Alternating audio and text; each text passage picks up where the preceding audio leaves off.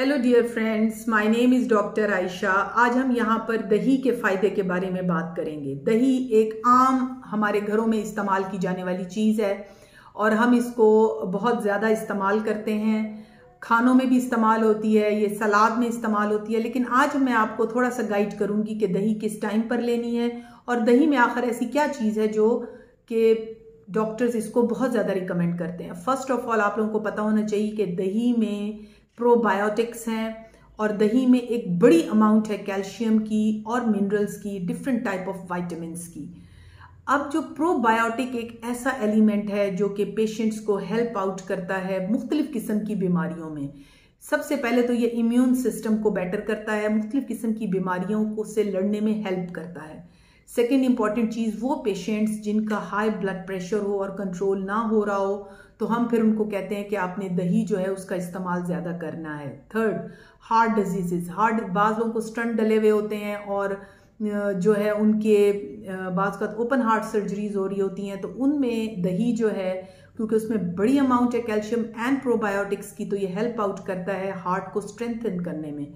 उसके बाद आता है वो पेशेंट्स जो कि वेट लॉस कर रहे हैं। वेट लॉस जर्नी में जो दही है वो आपकी एक बेस्ट कंपेनियन है और इसमें जो है आपको बहुत हेल्प आउट होती है आपके जो हैं फैट्स को डिसॉल्व करने में और उसको वज़न को कम करने में। उसके बाद आ जाते हैं हमारे different types of bone health के लिए। जो बोन्स हैं उनके लिए ये बहुत बेहतर है दही, और कोशिश करें कि जो दही है इसको रूटीनली आप डेली बेसिस पे अपनी खुराक का हिस्सा बनाएं।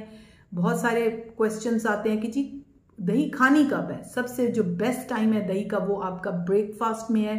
ब्रेकफास्ट में 1 प्याला दही या 4 से 5 चम्मच दही के आपने ज़रूर रखने हैं।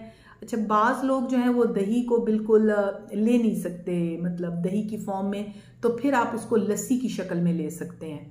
सलाद में आप इसको ऐड कर सकते हैं, बेशक फिर आप उसमें काली मिर्च या नमक जो भी आप हिस्ब ज़ायका ऐड करना चाहें वो बहुत अच्छे हैं। इवन विद फ्रूट्स भी आप दही को ऐड कर सकते हैं। जो लोग सादा दही नहीं ले सकते फिर कोशिश करें कि आप सलाद के साथ लें या फिर इसको फ्रूट्स के साथ ऐड करें, लेकिन लेना इसको मस्ट है।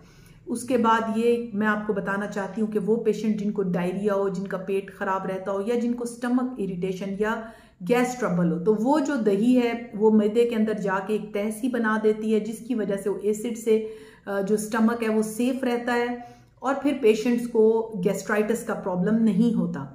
यहाँ पर मैं थोड़ा सा आप लोगों को गाइड करूँगी कि नाश्ते के टाइम पे जब भी आप दही लें तो कोशिश ये करें कि फिर इसको ऑन रेगुलर बेसिस लें ताकि आपका स्टमक इस चीज़ का आदी हो जाए। इसके अलावा मैं आप लोगों को यहाँ पे थोड़ा सा गाइड करूँगी कि जो दही है इसको इसबगोल के साथ लेने से एक तो डायरिया बेहतर हो जाता है और सेकंड ये है कि जो दही है वो हमारी आंतों को भी यंग रखती है। वो पेशेंट्स जिनकी उम्र 40 से अबव हो गई है तो मैं उनसे ज़रूर कहूँगी कि आप अपनी दही को खुराक का हिस्सा बनाएं। आपकी स्किन बहुत अरसे तक टाइट रहेगी, ये लूज़ नहीं होगी, और जो बुढ़ापा है वो देर से आता है क्योंकि इसके अंदर प्रोबायोटिक्स और एंटीऑक्सीडेंट्स हैं।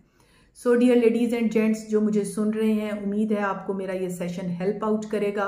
तो दही को इस्तेमाल करना है लस्सी की शक्ल में या फिर खालिस जो है दही की शक्ल में। Thank you very much. Be blessed, be safe. अल्लाह हाफिज़।